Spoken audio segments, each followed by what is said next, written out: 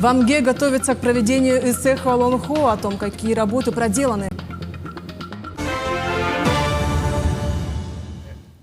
Сегодня в Амге работала комиссия Роспотребнадзора по контролю организации празднования эссе Халонхо. Представители управления посетили объекты размещения и питания гостей предстоящего мероприятия. Комиссия посмотрела места расположения морозильных камер, водопровода и септика в парке культуры и отдыха. Также были проверены образовательные учреждения.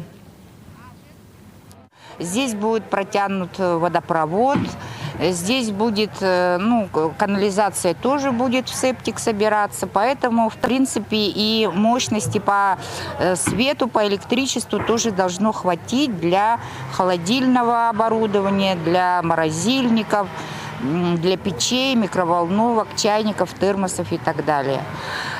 Единственный вопрос, который, мне кажется, сегодня еще необходимо дорешить Амгинскому району, это достаточный объем бырпаха и кумыса.